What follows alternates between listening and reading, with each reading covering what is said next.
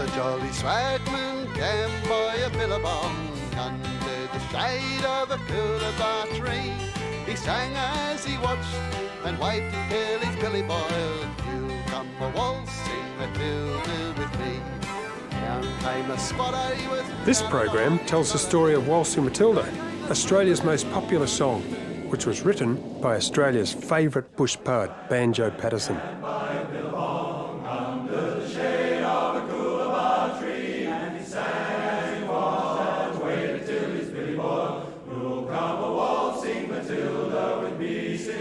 Waltzing Matilda?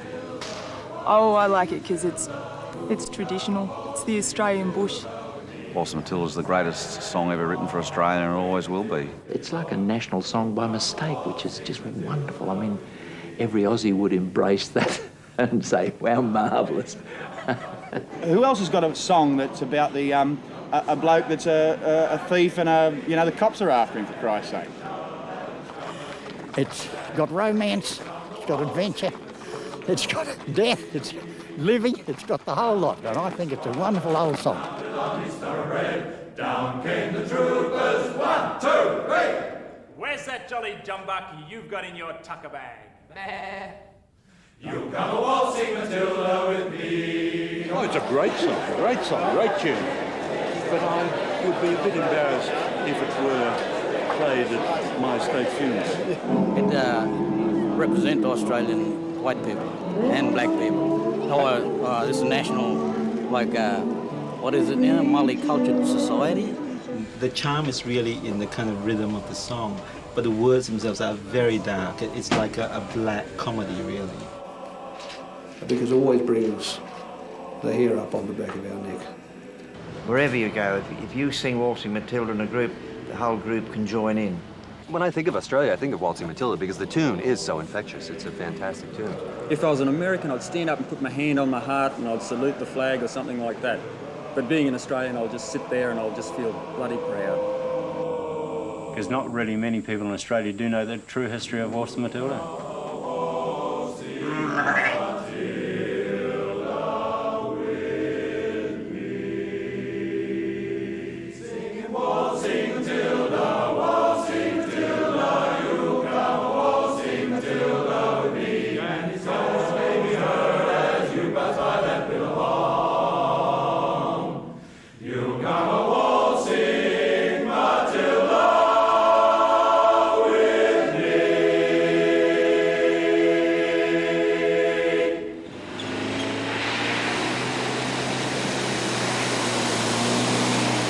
Well, there are a lot of opinions on Waltzing Matilda, and a lot of books have been written about it.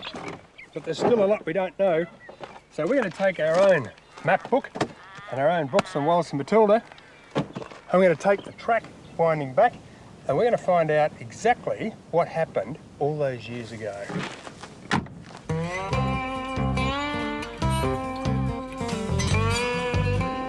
We're going to find out where it came from, check out all the ownership claims, and get behind the myth. Because there's a lot more to it than the simple story told by the song itself. According to Banjo Patterson, the story goes something like this. Once upon a time, there was a poor old swagman who set up camp under a coolabah tree while he waited for his old billy to boil. You come a waltzing Matilda with me. A jumbuck came down to drink at the waterhole. Being short of food, the swaggy leapt up, caught the sheep, and then stuffed it into his tucker bag. Unfortunately, he was caught red-handed by the squatter, who owned both the land and the sheep. But just as the unlucky swagman was preparing to slaughter the jumbuck and turn it into juicy mutton, the landowner returned with 3 local troopers to arrest him. Because in those days, if you were caught stealing a sheep from the drought-stricken squatters, the troopers could throw you into jail. Who's that jumbuck you've got in the tucker bag? You'll come a waltzing Matilda with me. But rather than go to jail, the swaggy decided to make an ill-fated run for it. You'll never catch me alive! And you get to the end, and his ghost may be heard as you pass by. You know, he's still saying, no way, rather than be taken on, you'll never take me alive. into the creek. You know, and he's gone, and the ghost comes back to tell him that he's still in charge, you know. You'll never take me alive. I love it. Everybody loves it. And his ghost may be heard as you pass by that billabong.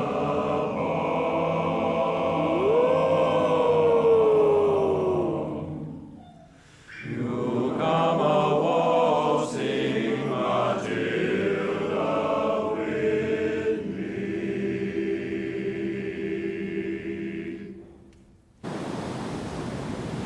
100 years later, this unlikely song has become a musical symbol of Australia, used by creative artists like filmmaker Yahoo Serious, who's determined to create a purely Australian identity.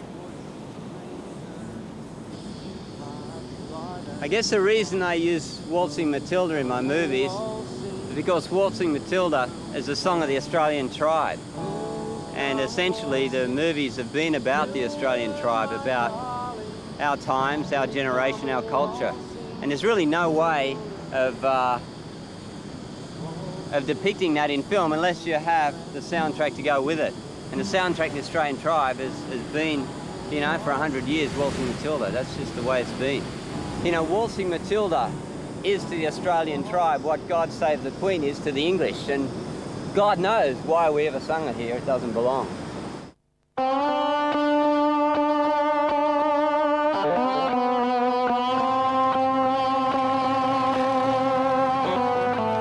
But not only was the song of the English tribe, God Save the Queen, made in Britain, but also, it now seems, the British have laid claims over the tune of Australia's Waltzing Matilda as well. Like a lot of Australian music, the tune was transported to the colonies by the convicts and the migrants. And here in Britain, the main claim comes from Rochester in Kent. According to the Rochester mayor, Waltzing Matilda was based on a marching tune called the Bold Fusilier. Well, yes, in the late 17th century, 18th century, the Duke of Marlborough used the tune, a folk tune, for recruiting of soldiers for the wars in the Low Country, and it was called the Bold Fusilier. And it was sang regularly in Rochester as a recruiting song, and the convicts on the prison ships out at Cliff, which is adjacent to here, heard this regularly, this tune of the Bold Fusilier. And of course, eventually when they got to Australia, they were humming it and whistling it, and this chap called Banjo Patterson put the words of Waltzing Matilda to the tune of the Bold Fusilier. A bold fusilier was marching down to Rochester, bound for the wars in the Low Country, and he sang as he marched through the cobbled streets of Rochester, who'll be a soldier for Marlborough would be, who'll be a soldier, who'll be a soldier, who'll be a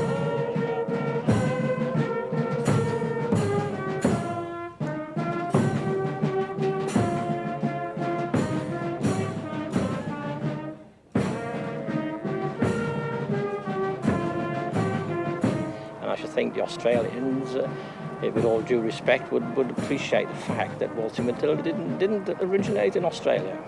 I believe Banjo Patterson himself would have been one to have admitted that.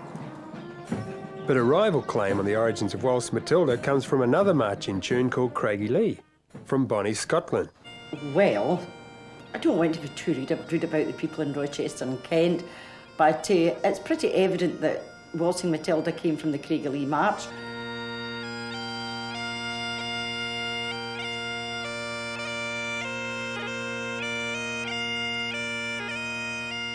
To investigate this claim, we're going to have to go further back into the history of this Scottish tune.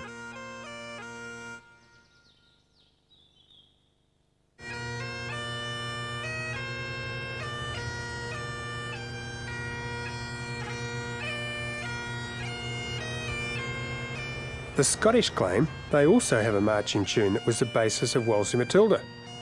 To investigate their claim, we head further north to the little town of Paisley, just outside Glasgow. The Scottish claim makes sense. because so many Scottish people migrated to Australia, including a very talented musician, Christina McPherson, who first introduced this Scottish tune to Banjo Patterson back in Australia, and it's called the Craigielee March.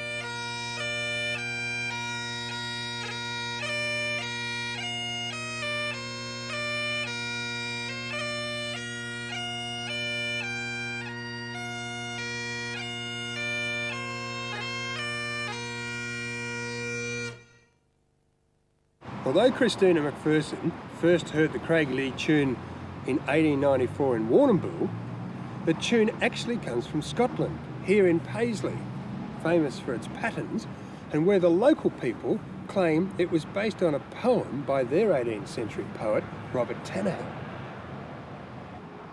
The Craigielee March comes from a poem written by Tannahill about the local woods, where he courted his lover until she broke his heart, forcing him to jump into the Scottish equivalent of a billabong, a brook, where, ironically, like the swagman, he drowned. Later, the grief-stricken villagers turned his poem into a love song, The Bonny Woods of Craigielee. Bloom bonny o'er the flowery lea, and all the sweets that ane can sing, free nature's hand are strewn on thee. Thou bonny wood o' Craigielee, thou bonny wood o' Craigielee, near thee I passed life's early day, and won my Mary's heart in thee. But nobody put Scotland's claim over Waltzing Matilda more forcefully than the president of the Old Paisley Society, Ellen Farmer. She believes that Scottish migrants like the McPhersons took this love song to Australia. Now, Waltzing Matilda's a nice, brisk tune. This one here is a love song. If Christine McPherson was a musical person, this would be one of the tunes that she would play. Ladies in these days were inclined to... Music was one of their accomplishments, and it stands to reason that if she was playing these tunes, Banjo Patterson was writing words, he would pick a tune that was suitable for the words that he was writing and upbeat it and make it more Australian. How things? Oh, have you come waltzing all the way from Australia? Yeah. Good to see you, mate. Yeah. British musicologist David Fanshawe believes Waltzing Matilda is a mixture of both tunes. The Bonny Wood of Craigielee from Scotland and the Bold Fusilier from Rochester, Kent. I think Christine McPherson probably heard two things. One, in Scotland, as a love song. Two, as a Bold Fusilier marching song, which she heard in Victoria.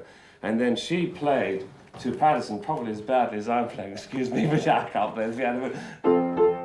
And he thought, and suddenly words went, once a jolly swagman camped by a billabong under the shade of a coolibor tree, and he knocked da-da-da-da, but and he sang as he watched and waited till his billy boiled. You'll come a-waltzing Matilda with me. Here we have a love song that was then made up-tempoed, made into a march, and then possibly it travelled to England, and then the troops heard it. Maybe it was in a war, maybe they were exchanged in some way or another as prisoners or something like that. They picked up da da da da dee da dee da da da da da. That would have travelled. That's da da da dee da da, which became da da da dee da da da da da in Australia.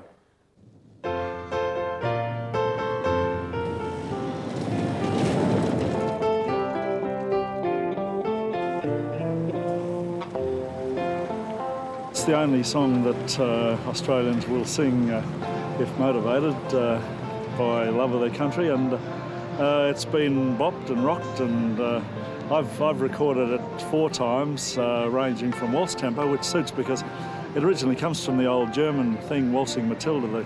The German apprentices used to waltz their Matildas around Germany, and it's a German idea and it's a Scottish tune, but it's a bloody Australian song.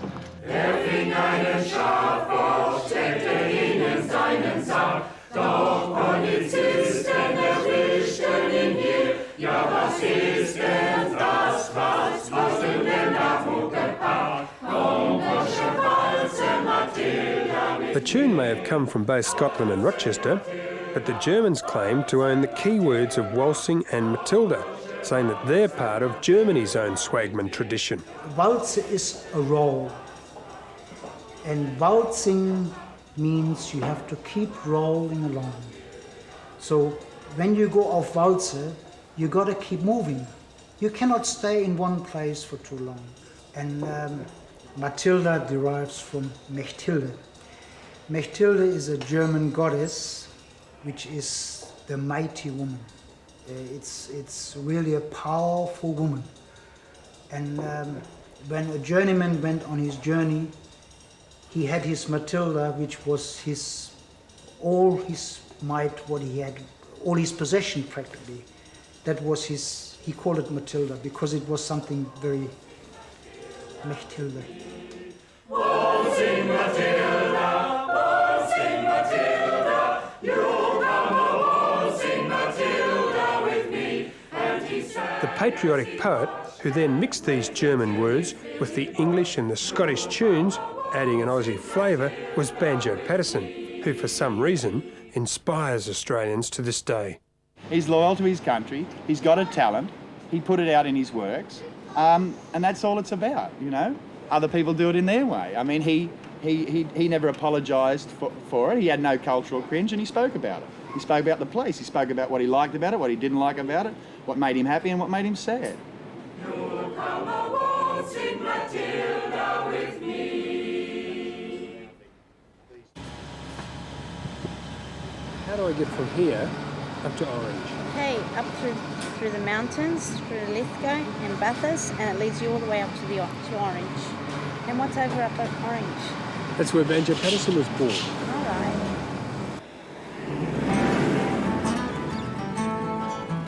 Our search for Banjo Patterson is not an easy one, because for many years nobody seemed to know where he was actually born, because of an incomplete birth certificate.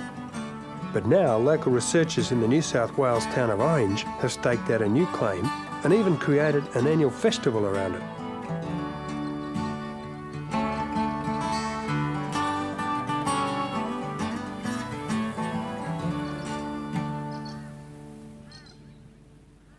The people at Orange claimed that he was born here, but there was no real proof of where he was born until in 1945 some historically minded people in Orange actually looked at the church records at the Holy Trinity Church and found that Banjo was in fact christened on this site by Reverend Robert Main in just a month after he was born. And you reckon it's fair dinkum? Oh yeah, of course it is. It's dinky die. It's fair dinkum, all right. It says so in the records, and we've claimed it here in Orange. And end of argument. Members of the family had started an impressive brick kiln on the property next to the old bark hut in which Patterson was born.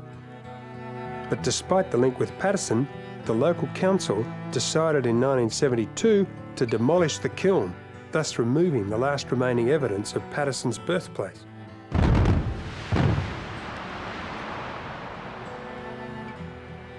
Now all that remains is the original oak tree planted by the family 100 years ago and the old bark hut's foundations. You can see the square walls. The depression in the centre of the building is characteristic of that style of building, which you would have had a cellar underneath, quite common in those periods. And you would see over here, this is some of the original red brick foundations that have survived. You can see over here, there's the remains of part of a brick, and the perimeter of the building going quite a square there. Like all of us, we all have towns where our roots belong, and they'll always be home to us. And I guess this is truly what you could say is Banjo's home. So with so little evidence left in Orange, our search takes us south, where the Pattersons moved 7 years after Banjo was born to a property called Illalong, which is somewhere near Bynalong.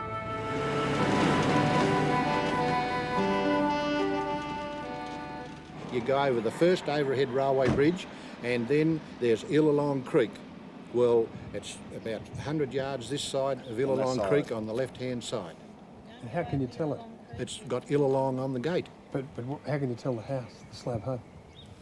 See Mike Grogan? It's still standing. If you see Mike Grogan and you introduce yourself to him, he knows all about Patterson. I think we should go. I think you should, because he knows a lot more than what I do. About Patterson?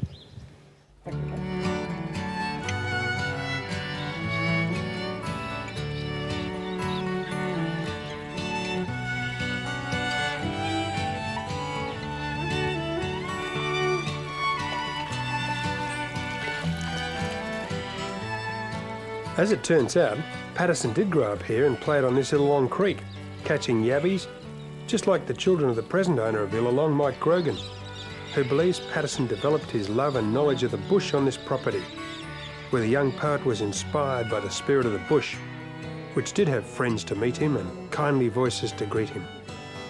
Some of the spirit of this place must have gone into the writing of Waltzing Matilda, do you think? Oh, I'm sure it did. Yes, I'm sure it did. I think his youth and his upbringing and the love of life and the people that were around here, it was a property that was right on the roadside, so that they had people calling in all the time. So a lot of people were walking past, they were the swaggy types. These swaggies used to call into neighbouring Carcoar, little chains from Patterson's day, where they told their stories to the local townsfolk, providing the young poet with lots of material for his future poetry. Bushrangers also came to town to rob the banks. They also robbed neighbouring properties, like Clifton, where the descendants are still talking about their lucky escape, the day the infamous Ben Hall called in on their grandfather. What about your grandfather? They tied him in that chair for a few hours while they ransacked the house. Missed the sovereigns? Why? Where were the sovereigns? Well, gumboot. Hidden in a gumboot. A Wellington boot. Wellington boot. Wellington boot. Missed them. It's a true story? Oh, yes, that's true. And the little boy, I think, could have been, it was a little boy, he dragged the boot down to the nursery, down this end of the house. It was up that end. He took the boot down there, and there's his there, see? It's hard to believe that the Ben Hall, the famous Ben Hall, visited your house and put your grandfather in a chair and tied him up. Yes, and really is true. They lined all the men up, the men around the house.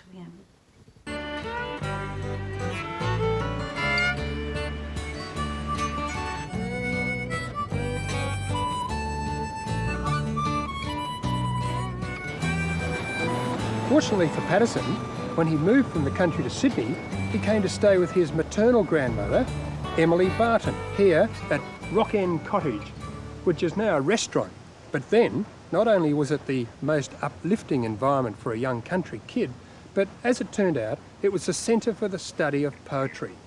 And for 10 years, while he was at Sydney Grammar, Emily Barton taught him to read and to appreciate and to start writing his own poetry.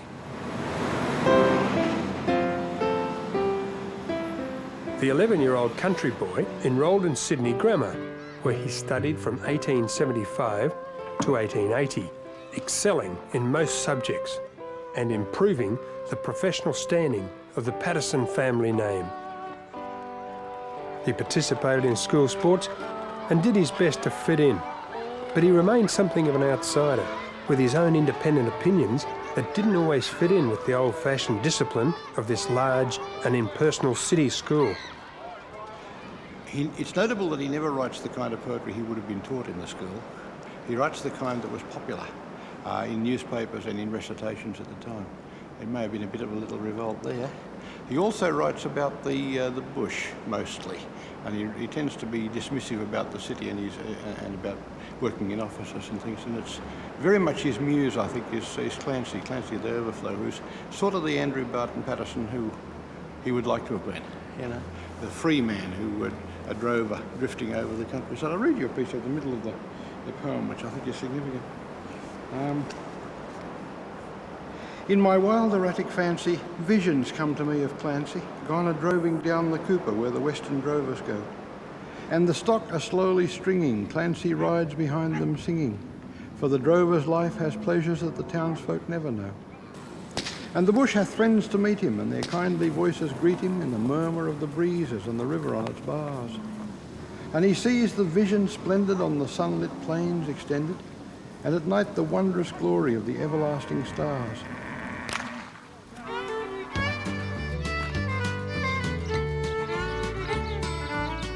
It was Patterson's success with this type of bush ballad that inspired the Reserve Bank to honour him in a most unusual way 100 years later.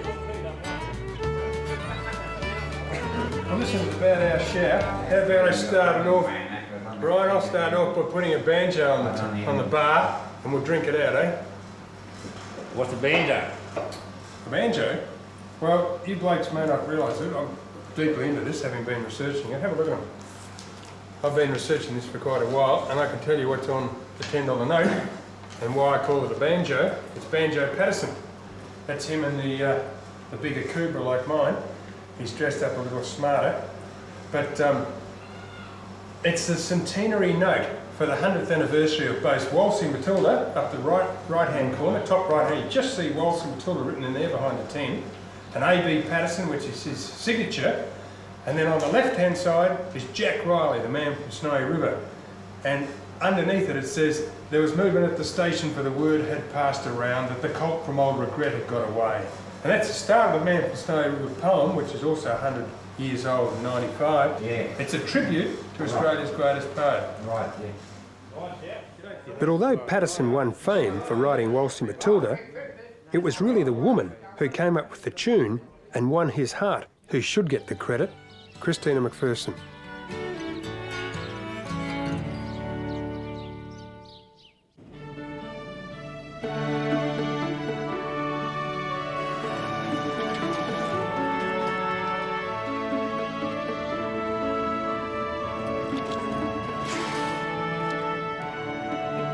To find out more about the woman behind the melody, Christina McPherson, we search out her old family property near Warrnambool, Western Victoria, to speak to her great niece. Here the young Christina learned all about life in the country, attended all the social gatherings, danced with all the eligible young bachelors, and gave performances on the homestead piano, which she'd been teaching herself to play by ear since she was a young girl. She always wore specs. She was quite small and thin, and the photographs are very formal. These are when she was young, and she was a pretty little lady, had a very good complexion, and very pretty eyes, even though she wore specs. And she used to dress rather formally, and it was always a joy when Aunt Chris came up. She'd be met at the station by one of the men from the station, a drinker. But in a word, your Aunt Chris gave Australia the tune of Waltzing Matilda. She did. There's absolutely no doubt about that. Speaking from the heart, to what extent do you think Waltzing Matilda is a love song? Well, I think it well could be, because I think that there was a great rapport between Aunt Chris and Patterson, and he was a very attractive, lively young man, you know, who had an eye for the ladies and the ladies for him, and I think there's definitely a romantic background to it, and why the little tune is so catchy. Perhaps they just gave it a little bit of a lilt because they had something going, you know, for each other, you know, looking at each other's eyes, and perhaps making it extra happy and delightful. It is a happy little song, in spite of the poor old swagman coming to a sticky end, isn't it?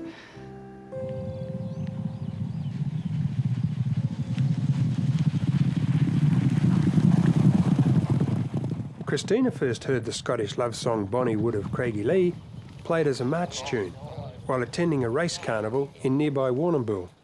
So Christina first was standing smartly dressed in that stand watching the races on the day. On the day, watching the tune being played on this very mound.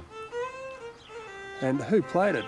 I believe it was the Warrnambool Town Band, I think it was called in those days, played the tune, and I believe there was somewhere in the vicinity of about 25 musicians in that group. Well, it must have been a good tune because it stayed with her all the way up to Dagworth, Queensland. and stayed in the charts a long time since. Sure has.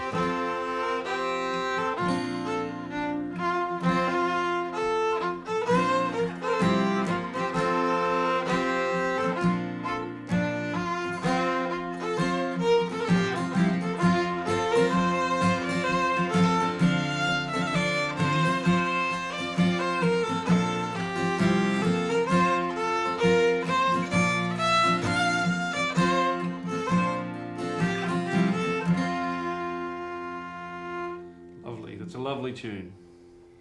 So that's the Craigie-Lee March. It is, yes. You can see it is a very catchy tune, and it was that Christina took and some 6 months later played what she could remember of to Banjo Patterson.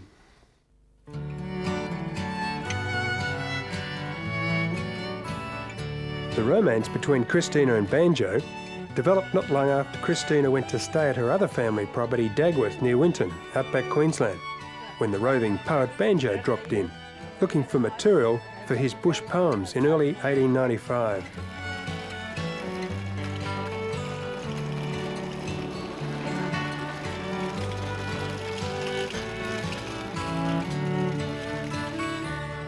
Within days, the two lovebirds managed to combine the old Scottish tune with a local story about a swagman drowning in a billabong on the property. Then they tried out their masterpiece at nearby Undaroo Station.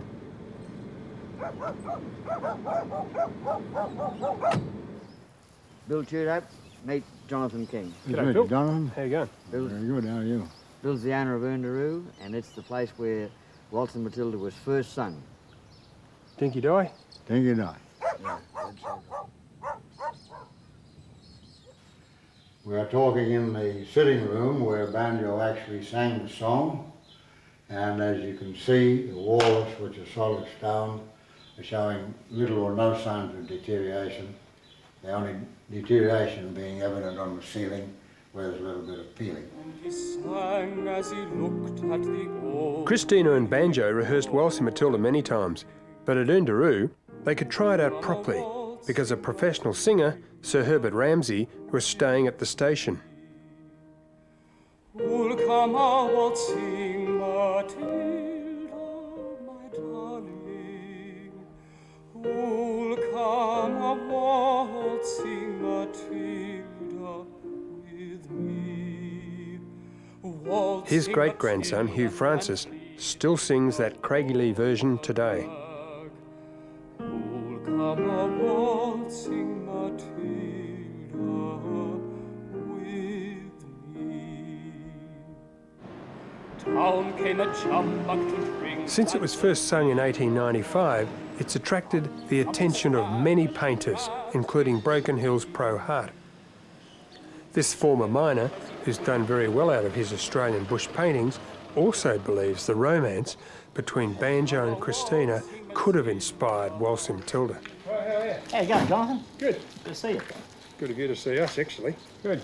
You been busy? Always busy. Doing what? Painting. Oh, That's what all I else? can do. I can't talk. I'm not like you. I'm a painter. Yeah. Okay. This represents Christina McPherson at one of the typical shindigs they had at that period, the dance. That just shows some of their nightlife, depicts some of the nightlife around the time. And who's she dancing with? Could be Patterson. Because some people say Christina McPherson and Banjo Patterson fell in love with each other and the song is a song of love. When I painted it, I forget when I asked a fair while ago, but it probably represents him and her. Does it make sense to you that Patterson and Christina McPherson might have fallen in love with each other? Well, apparently what I read, they did have something going, yeah. And this is in the streets, some celebration? This is a celebration. When they first used it, the band had the printed music, well, the music. They didn't have photostats, of course, but they had copies of the music, and apparently they were firing a few guns and carrying on, and they actually had a celebration, and they played it up the streets, and that was the first time Waltzing Matilda was used. It must have been a huge success because it caught on after there, and a lot of the people that were there, that knew the music, especially musicians, they carried it on to other towns and that's how it kicked off. But the first kick-off in public was at the North Gregory Hotel in Winton, on the 6th of April 1895, where the locals have been singing it ever since. You come a waltzing Matilda with me. Down came a jumbucky train at the Billabong. Up jumped the swagman and grabbed him with glee. Sang and he shot that jumbucky, he stuck a bag. You come a waltzing Matilda with me. Waltzing Matilda, waltzing Matilda. You come a waltzing Matilda with me. And he sang as he shot that jumbucky, he stuck a bag. You come a waltzing Matilda with me. It wasn't only the tune that made it a great success, but also the story of a freedom-loving underdog swagman that Australians loved from the start.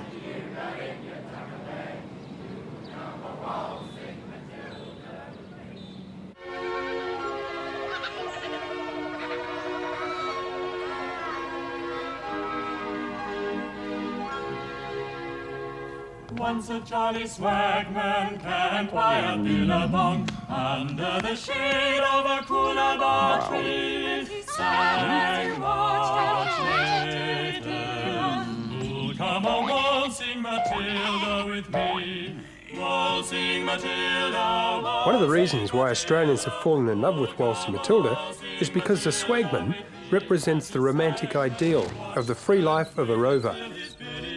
You come a waltzing Matilda with me. The story itself is the simple story of a swagman who's feeding himself off a stolen sheep, gets caught, and rather than gets arrested, jumps into the waterhole and so commits suicide.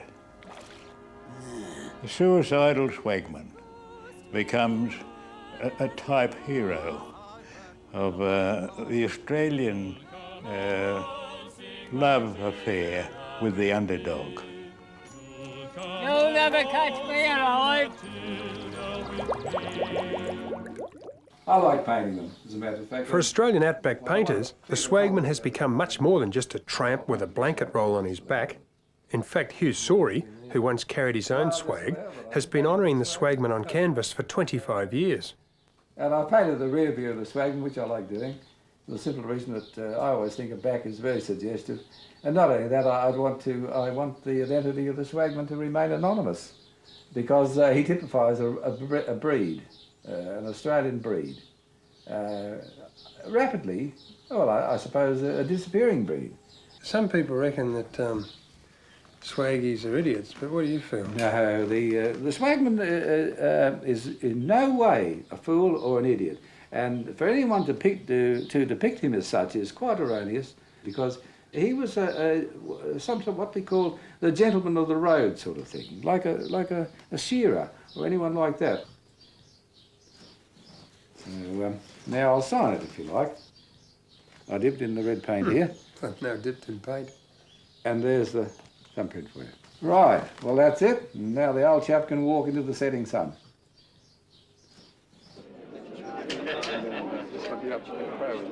The romantic ideal of the swagman is so important to Australians that the Prime Minister opened an exhibition of Hugh Saury's Swagman series for the Waltzing Matilda centenary in the national capital, Canberra.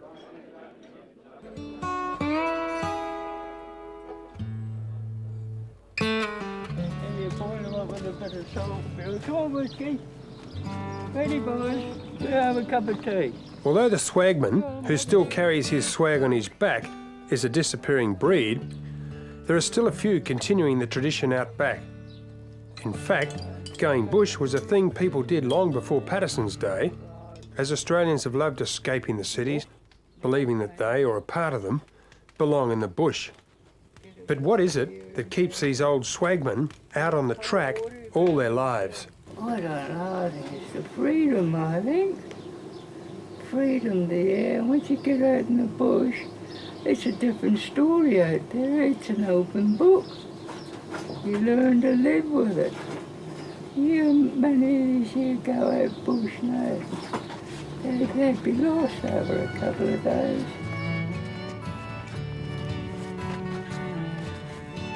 The swagman's reputation hasn't always been romantic from everyone's point of view.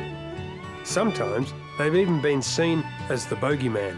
In my young days when I was a kid, a boy, we used to see a lot of swaggies, around the place, and my dad used to say, "Oh, you want to hurry up and, keep off the roads because that old man might come along and put you in the bag and and take you away." He used to tell us that when we was kids, and we used to sort of beware of the swaggy, and because they used to have the old sugar bag on their back, carry that around us with me. So you could have ended up in the tucker bag, like the jumbo.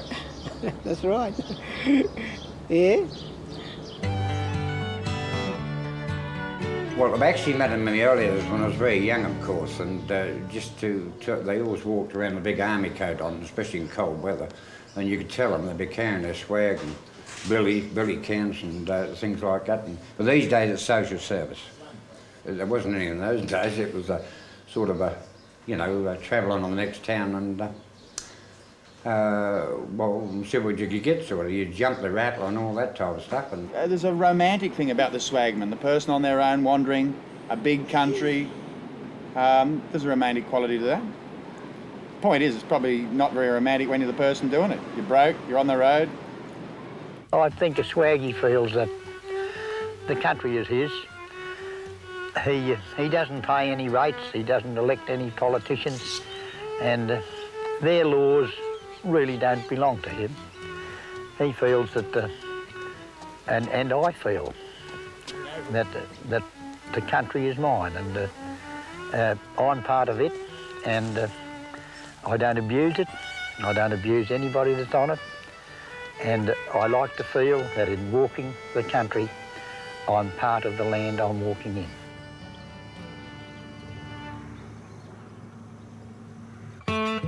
Another bush poet who celebrated the sentiments of the swagman was Patterson's rival Henry Lawson, who wrote a tribute to the swagman called On the Track.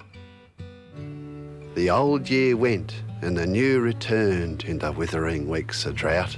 The cheque was spent that the shearer earned and the sheds was all cut out. Now the publican's words were short and few and the publican's looks were black. And time had come, as the shearer knew, to carry his swag out back.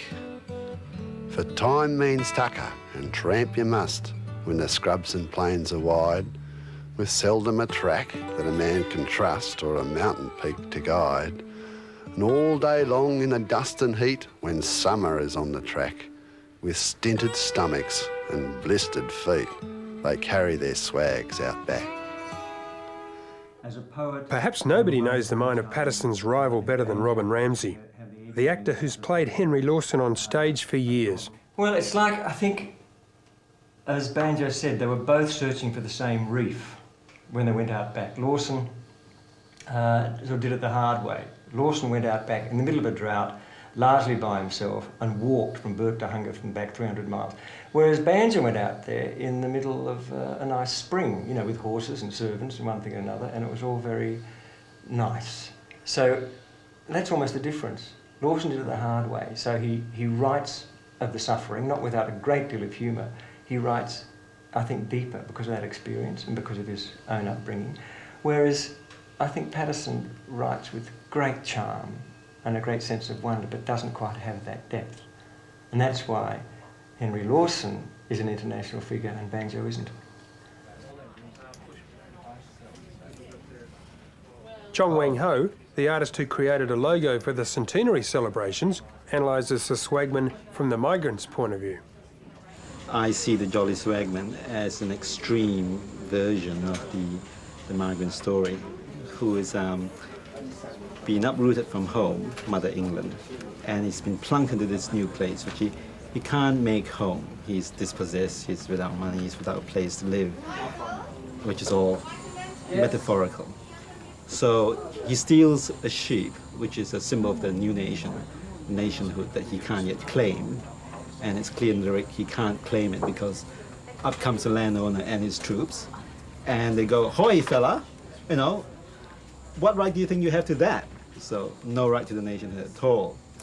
And he's caught between authority and the deep blue billabong, and we know which one he chooses. You know, he makes this kind of strong existential choice, and he might well have said, you know, oblivion preferable to oppression. Better to die on your feet than live on your knees. The Japanese identify with the suicidal swagman because he had the same samurai mind. I like Waltzing Matilda because the swagman killed himself, and instead of being arrested by the policeman, it's like the Japanese old samurai mind.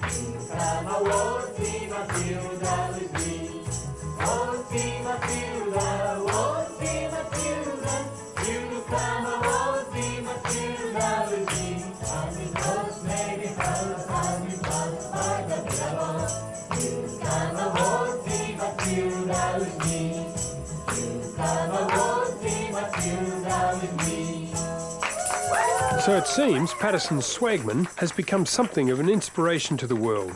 But how much does Waltzing Matilda describe the real Australian outback?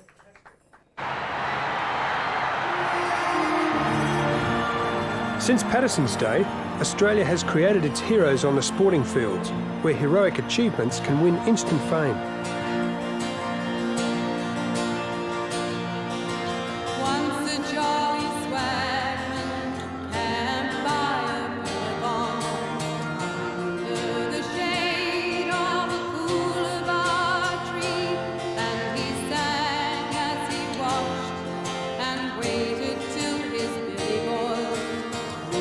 While many advertising agencies now harness these sporting heroes to help sell products, other agencies use the brave deeds of the outback heroes, like this bike stuntman, Nigel Begg. These corporate promotions succeed because of the yearning city people have for the outback and their continuing identification with heroes from Patterson's day.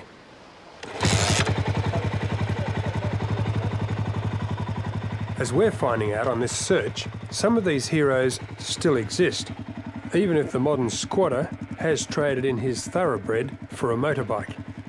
Well, it's easier to start. You can just jump on and go, whereas you don't have to go and run the horses in and out of the horse paddock of a morning, so you can just go, jump on your bike, fill it with fuel, and away you go. And how do you make the dogs do something? You speak to them in English or what? Yeah, swear a bit. Yeah, do a bit of swearing at them, and you know, you set, if you want them to go and do the wrong thing, you might, you know, make a gruff voice, growl at them a bit, sort of, you know, in what you say, and they eventually get to know when you're talking kindly and when you're talking hard to them. Yeah. And are these things you've learned in the outback? I mean, is this outback sort of style or what? Yeah, pretty well, yeah. Yep.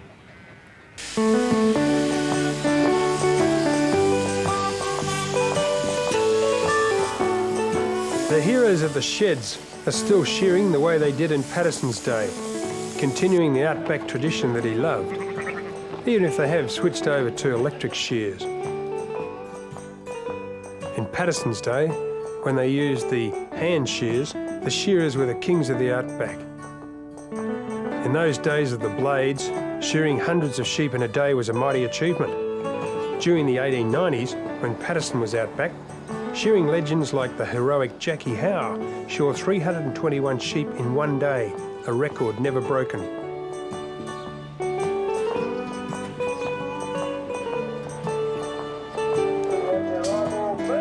Patterson was also fascinated by the outback rough riders, especially if they could stay in the saddle for that elusive 8 seconds.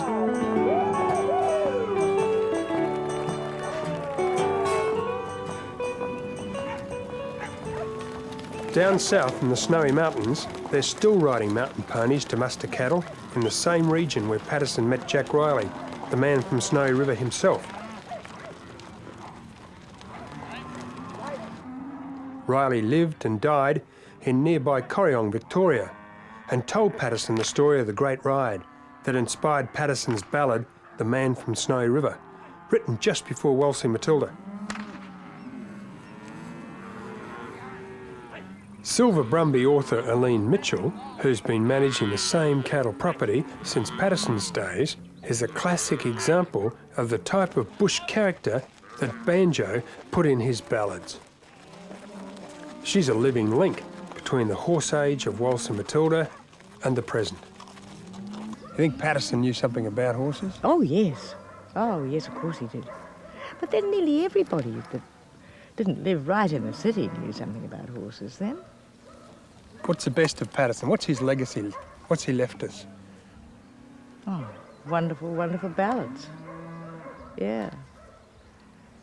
And an idea of Australia that most of the young people in the cities now can't even imagine.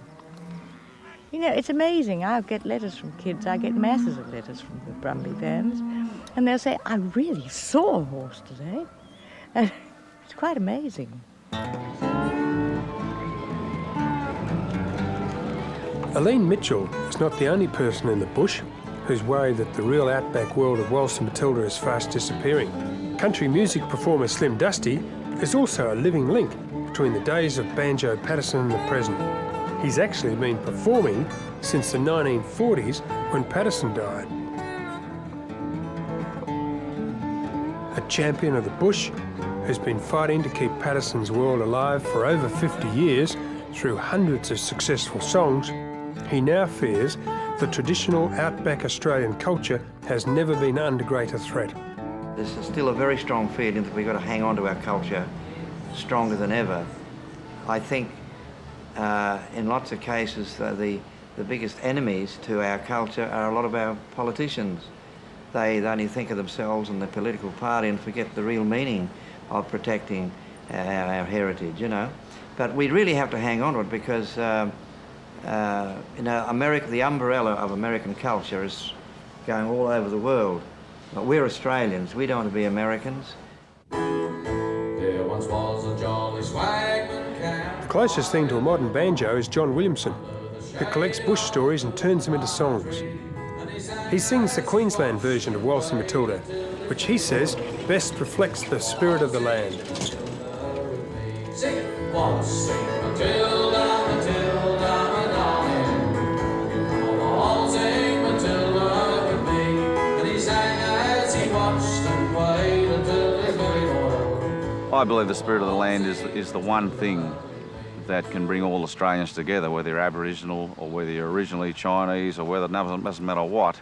What makes you Australian is, to me, is loving the nature of this country, and that it goes deeper than that, of course. The survival of the spirit of this land is the survival of our own spirit. We're losing the whole earth slowly but surely because of that. And you look at countries that have got no nature left, I don't think there's a lot of spirit there, you know. Australians, you scratch the surface of an Australian, there is a gum leaf there, there is that outback and the distances. Waltzing Matilda with me, and his ghost may be heard as you pass by that little lawn. You'll come waltzing Matilda with me.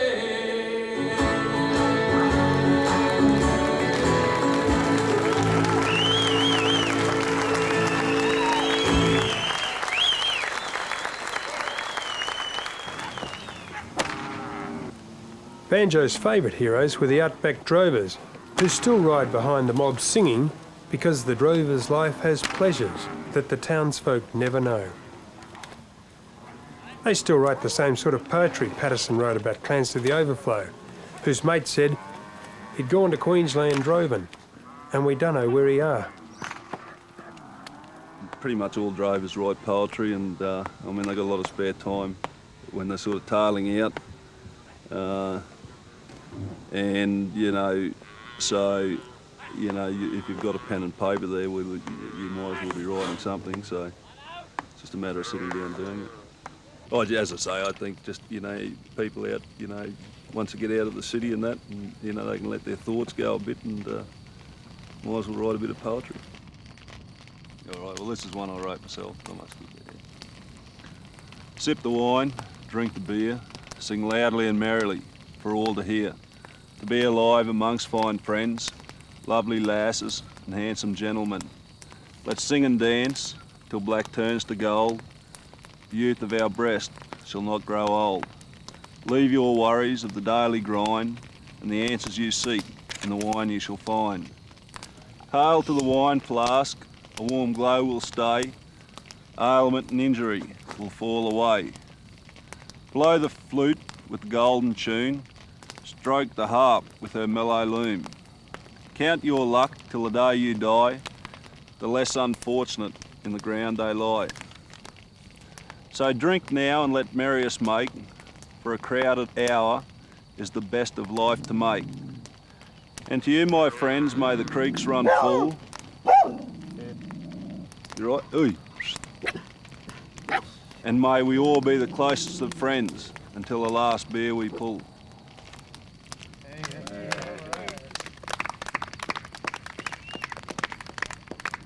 That's it. That's it. While most people believe Waltzing Matilda is only a story about a swagman drowning in a billabong, Labor historians now claim the story is about the birth of the labour movement. Oh, there once was a swagman camped in a billabong under the shade of a cool. At first glance, it seems that Patterson simply wrote Waltzing Matilda to tell the story of a swagman who jumped into a waterhole. But there could be more to it than meets the eye. Come here, waltzing Matilda with me. Come here, waltzing. Labour historians certainly now claim Patterson wrote the song to commemorate the shearing strikes of the 1890s, when graziers were ordering the shearers to switch over to the newfangled electric shears from the old blades, even though they would not do anything to improve their working conditions.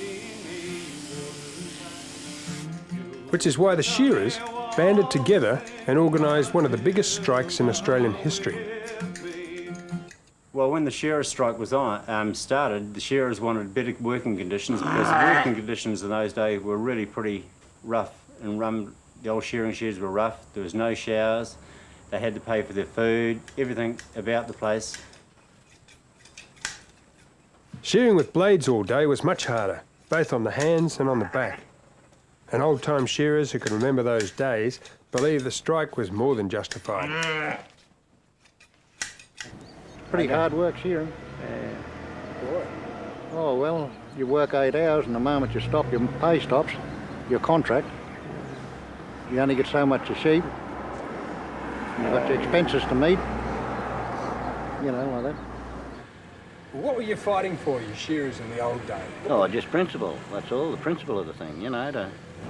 My wife's father, he'd tell me they used to have to get straw for their mattress, you know, just give them just a mattress cover and they had to go up the shed and get straw for it. He reckoned he slept on a black snake for 3 weeks because bloody felt something wriggling all the time in the straw, you know, and he slept. He reckoned it was a black, and then there was a black snake in it. They killed it, tipped it out, and there was a black snake in it. He'd been sleeping on it for 3 weeks. That's nice.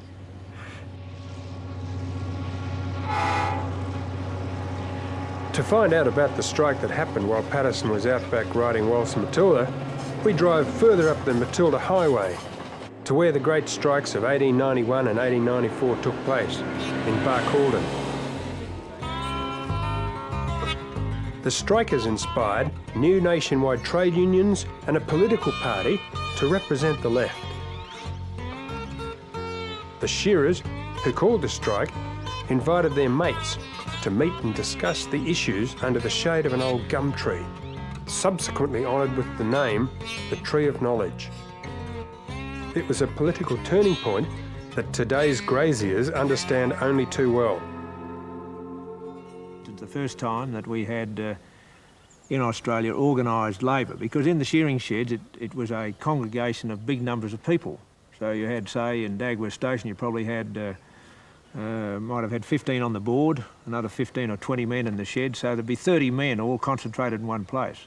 So it was fertile ground for political activity and discussion, and that happened all around Queensland as they moved from shed to shed.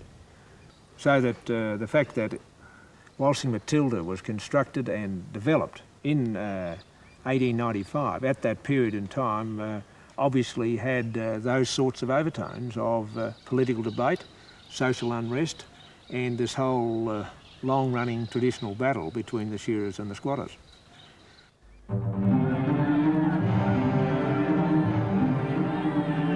When the graziers cut their wages, thousands of shearers walked off the job and set up a tent city around the Tree of Knowledge.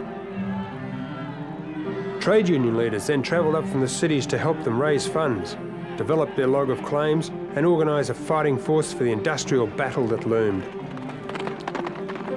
But troops were sent in by the government to protect scab labour and force the striking shearers back to work.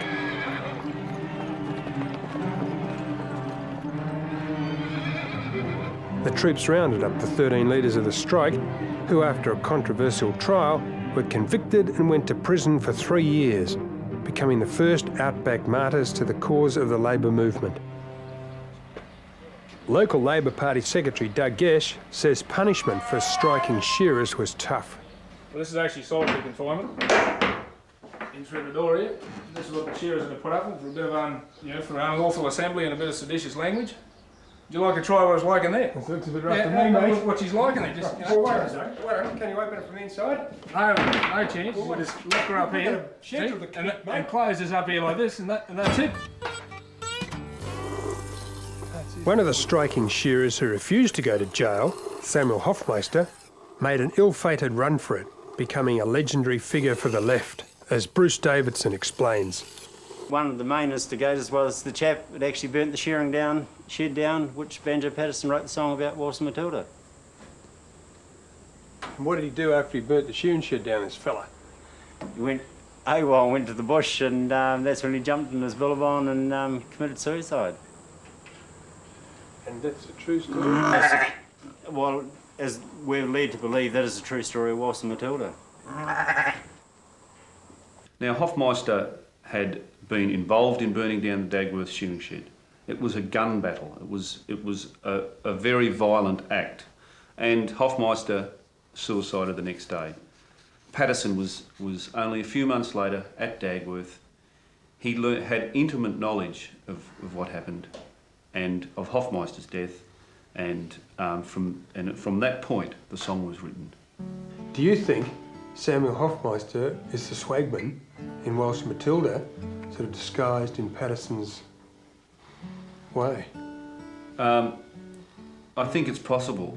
The swagman in those days did exist. He was a person. He was a character. Whether or not Hofmeister is the exact swagman, we'll never know, but I do believe that Hofmeister certainly influenced the writing of the song. And then, and the swagman that it's written about may well have been a swagman that was an Australian swagman. The swagman was probably an out-of-work bloke, and I doubt if it was a political statement as such, but I do think that he was trying to capture that sort of tug of war that was going on between Labor and owner. He didn't have a political bone in his body, Patterson, I don't think. I rather believe that the Hofmeister story has been overdone. And it's been overdone because people on the left have wanted to create the idea that Banjo was anti-establishment, anti-the government, pro-left. Well, Banjo might have been a bit that way when he was young. In fact, he was.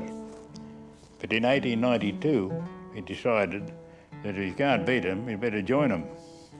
And he was proposed and became a member of the Australian Club and a pillar of the establishment from 1892 on. Come here, waltzing Matilda, my darling. Oh,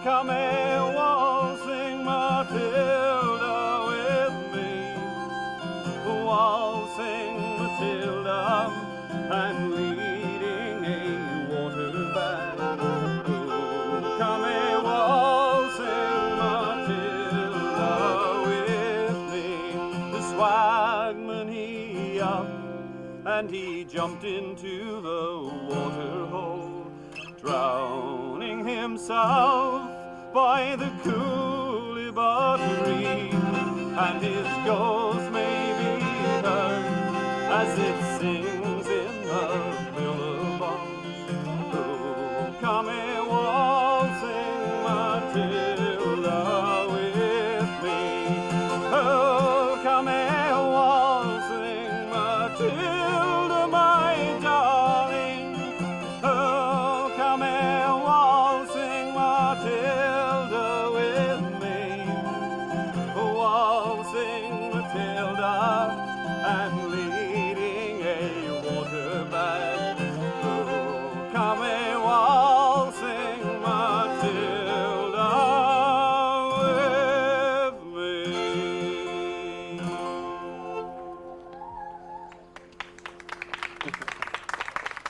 Despite the left-wing theories, Waltzing Matilda has traditionally appealed to all Australians, especially after their soldiers took it into battle in overseas wars.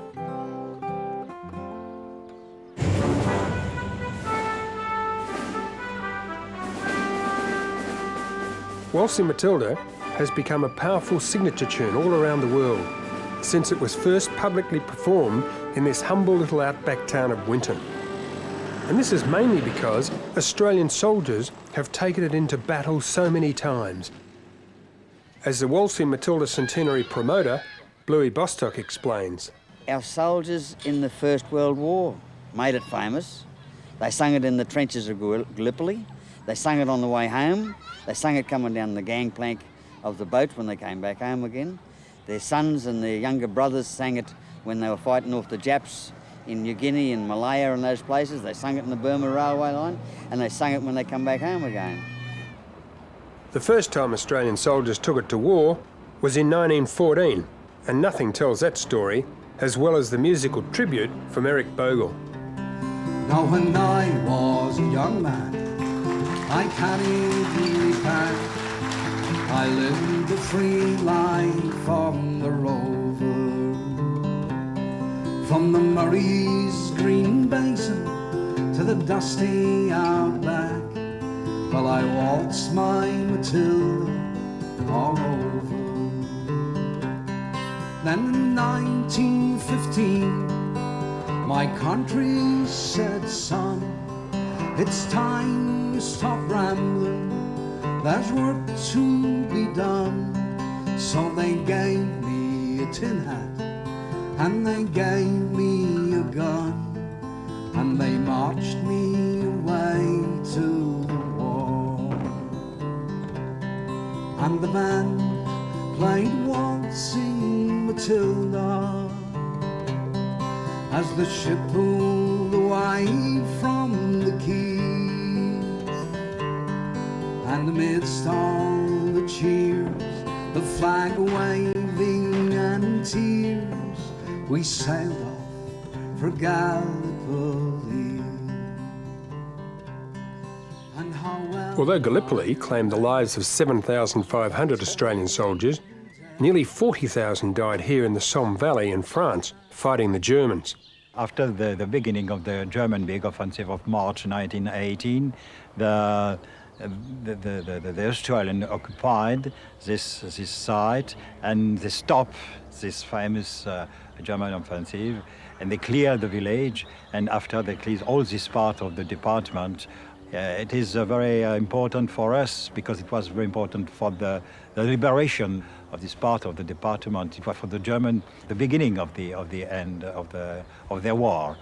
The Australians were great fighters, were brave soldiers, liking danger and fighting very, very hard and very, very well.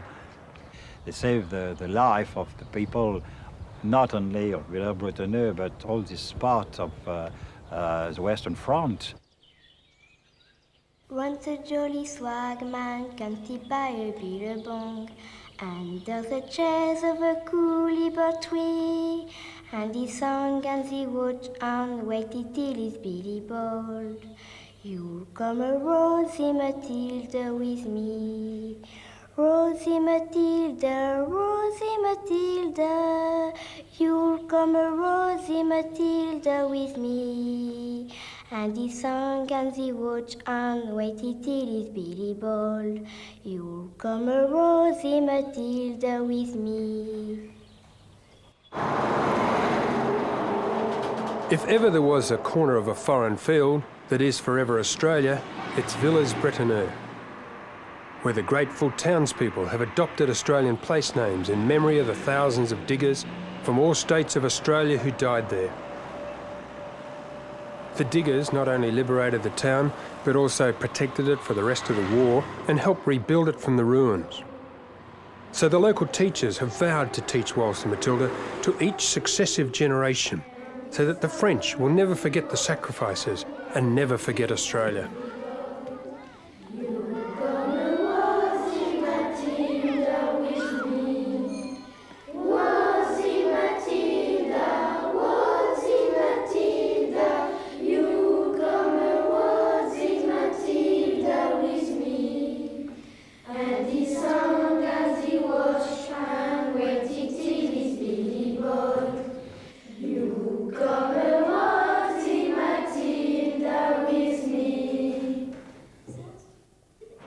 Waltzing Matilda really caught on in France, and within 20 years, French singers were recording their own versions.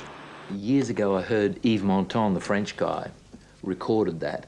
Le vent du passé me murmura quand effacé, éveillant mes amours fanés, valse du souvenir, mélodie de désirs oubliés. On veut danser, Matilda, pour moi. Valse Matilda, valse Matilda, charmant fantôme, les jours fleuris, tourbillon parfumé. I've forgotten the words of oublié. Quand vous dansiez, Matilda, pour moi. I love it. What a good song.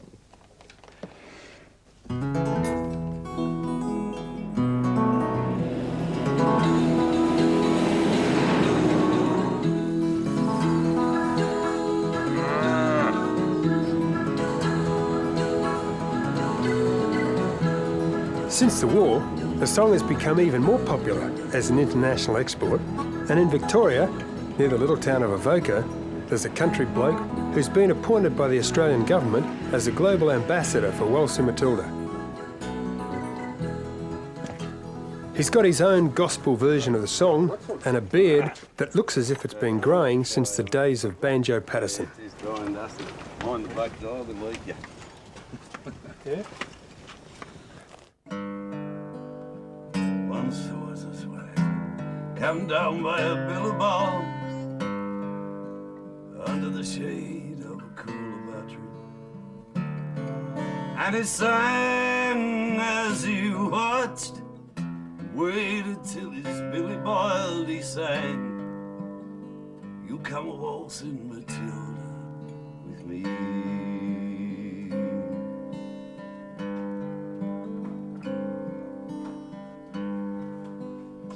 Jumped the swagman and he ran into the billabong. "You'll never take me alive," said he, and his ghost that may be heard as you walk round by the billabong. Just sing, "You come a waltzing Matilda with me," and his ghost that may be heard as you walk round by the billabong. Just sing, "You come a waltzing Matilda with me." Yeah, Lord, Lord, Lord, you come a waltzing Matilda with me. Yeah, Lord, Lord, Lord, yeah.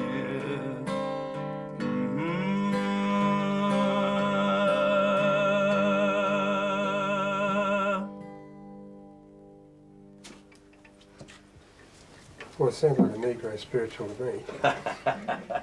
I'm sure they'll be pleased about that increase. Well, anyway, it sounds like a spiritual. It's a sad song. It's our song about a suicidal sheep stealing swagman. So you really take it literally. Yeah, it's as written. Lord knows whether the story was true or it's just part of a make-up or a compilation of things that happened at that particular time. I don't know. Nobody wrote enough stuff down about that. So you did put yourself in the position of the swagman a bit. I mean, you identify with the poor bloke that actually probably did die. Well, he was probably a staunch unionist.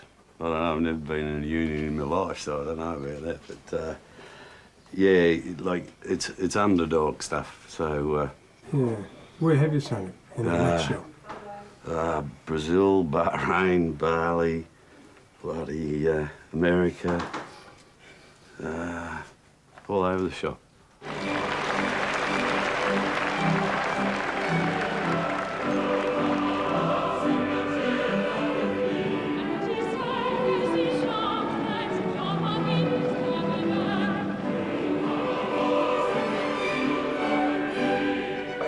Waltzing Matilda was also sung all over Australia when the bicentennial First Fleet arrived in 1988.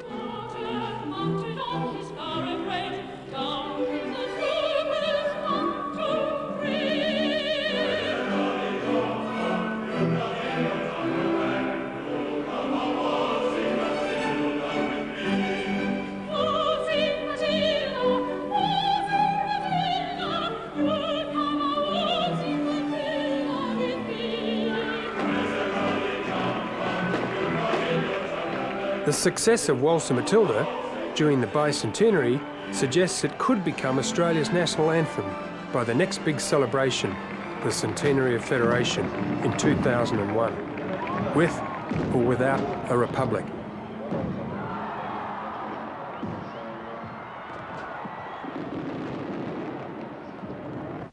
Good evening. Could I have your attention for the next 3 minutes? I'd like you to see and hear something which we feel is rather special. Here in Australia we treasure love and liberty, our way of life, all for one, one for all.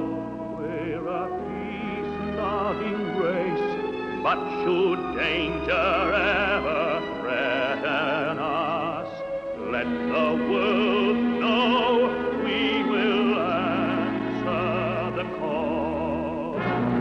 God bless Australia, Australia, home of the anthem, the strong and the free. Until the mid-70s, Waltzing Matilda was rarely used for community events because God Save the Queen was Australia's official national anthem. But then Prime Minister Gough Whitlam changed all that. Whitlam decided to get rid of God Save the Queen in 1974 because although Australians loved the pomp and ceremony of the monarchy, he thought it was time for Australia to have a national anthem of its own.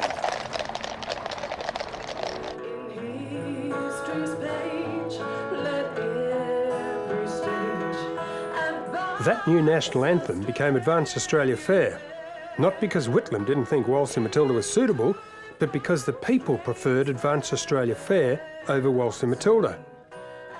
In a 1977 national song poll, most Australians voted for Advance Australia Fair.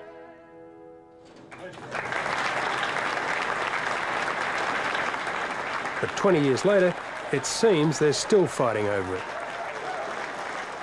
It's a big question. What do you think of Waltzing Matilda?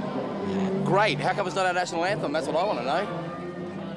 Anybody who wants Waltzing Matilda as a national anthem I mean, they've just got to... They're the sort of people who want the boxing kangaroo as our national flag. We will need a new anthem eventually because Advanced Australia Fair isn't it. We all know it. Nobody's prepared to say that the song sucks. Australians all let us rejoice, for we are young and free. It's all pompous words, pompous, highfalutin, flowery words which don't relate to Australians at all, I don't think. To make an anthem out of Waltzing Matilda would be giving it an aura and a dignity which the original author never intended, entirely inappropriate. I guess actually I'm quite glad it's not the national anthem. It's like the alternative anthem, the people's anthem. Nothing to do with the bureaucrats, nothing to do with the officials. It's not official anything. It's anti-official. So it should stay anti-official. It has a very catchy, swingy little tune compared with our dreary national anthem. But I certainly don't agree with people who feel embarrassed about the song. They say, well, how can you sing it internationally, Waltzing Matilda, when it's about an old swaggy, you know? So what do you think of Waltzing Matilda? I think Waltzing Matilda's fantastic. Well, I'm not too sure what the national anthem is now. Is there one? There is.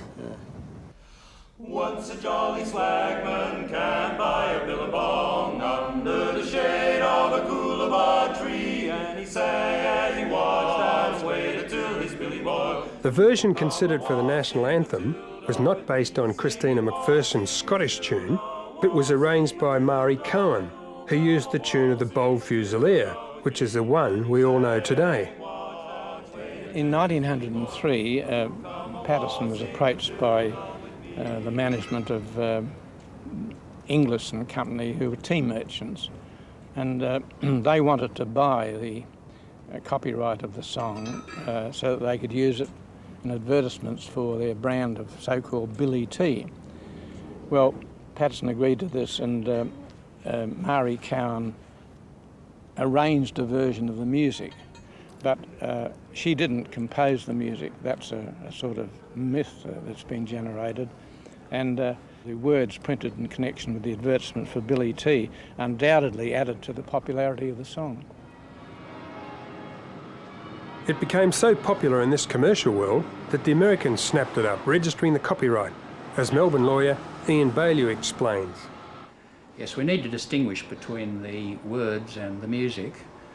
The words, the copyright in the words, Patterson sold to a music company, Allen's Music, around about 1903, and as he described it, he sold it with a lot of old other junk. And I think he once told someone he sold it for £5. Allen's apparently sold the copyright to an American company sometime later, and that copyright is registered in America, still in the name of an American company, but in Australia the copyright in both the words and the music has finished. There is no longer copyright here. I'm always traveling, I love being free, and so I keep living the sun and the sea. National songs have developed in all sorts of ways, including through corporate promotions that pick up on essential elements of a nation and refashion these into new icons. But the most successful national songs are born in battle, like the American national anthem, the Star-Spangled Banner, written during the War of 1812 by a couple of American prisoners trapped overnight on an English warship. So they had to spend the night on board watching Fort McHenry get bombarded by the British fleet. And all night long, the only time they could see the flag above was when the rockets' red glare and the bombs bursting in air. They could actually see the flag. But then the bombardment stopped before dawn, which was their real worry, because then they, of course, thought that the fort had fallen. And it wasn't until the early light of dawn that they saw the Stars and Stripes still above Fort McHenry. What's the tune based on? Is it an American tune? No, which is very interesting, actually. The tune was written in England, and it was a tune, they went to a poem called To Anacreon in Heaven, and it was a society in England, and the tune was written about the time of the American Revolution, and it was very a very popular tune in England and then came to America in the late 1700s.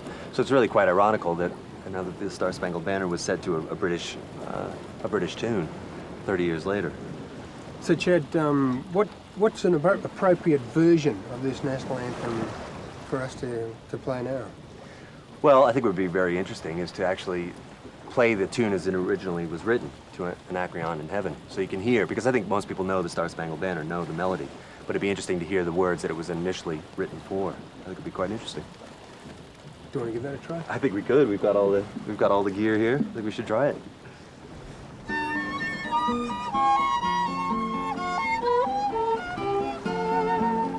Anacreon in heaven, where he sat in full glee, of you sons of harmony sent a petition that he their inspirer and patron would be.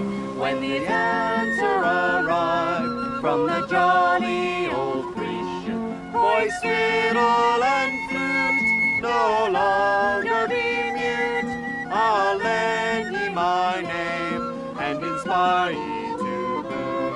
And besides, I'll instruct you like me to entwine the myrtle of Venus with Bacchus's vine.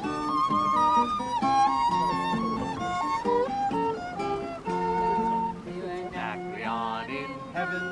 Waltzing Matilda was also based on a British tune and is a story of struggle, yet it never became the anthem. Perhaps, however, it'll have another chance in the future republic. Australians are independent, they're fair, they're tolerant, so we need to ensure that those things that are culturally consistent with our values are reflected. And they're everything from our sense of humour to the way we use our sporting heritage to reflect our pride, our Aboriginal culture, and, you know, the history that we have in things like Waltzing Matilda, in the ballads of Henry Lawson. I mean, those are the things that separate us from the rest of the world. They're our cultural heritage, and if anything, an independent republic has to reflect that Australianness. Once a jolly swagman camped by a billabong under the shade of a coolabah tree, and he sang as he watched and The Republican movement, which has been promoted for so long in Australian song, has now found a new leader in the Australian Prime Minister. In this country, where we for so long were left as an outpost of Britain and the British Empire, the bits that were ours, we've tended to hug and keep. And one of them, of course, is this song, Waltzing Matilda. Billy Boy, you come a waltzing Matilda with me.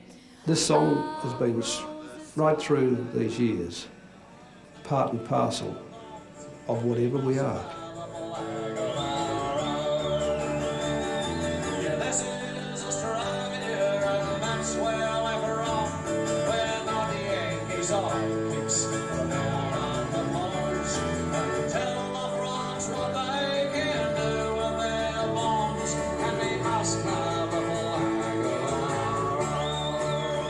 If the Prime Minister is right, Australia could be singing Waltzing Matilda as the song of a new republic with a new flag by 2001.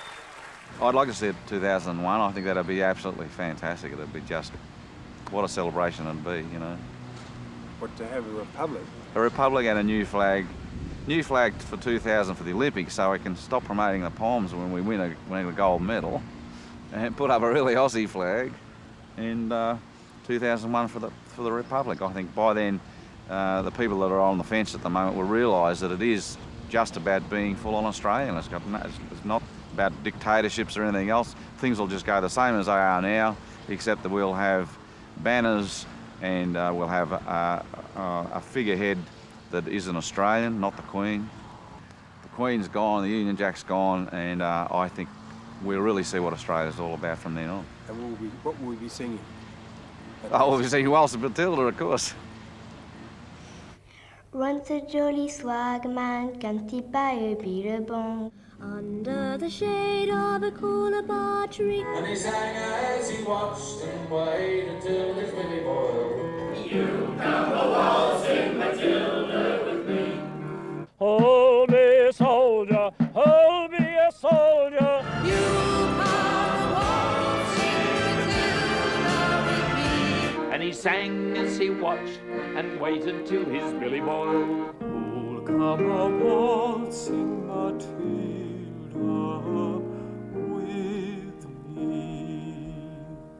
Down came a jumbuck to drink at the billabong, Up jumped the swagman and grabbed him with glee. and he sang as he shoved that old jumbuck in his tucker bag. He sang, Don't push your Waltzing Matilda with me. Waltzing Matilda, Waltzing Matilda. Don't push your Waltzing Matilda with me.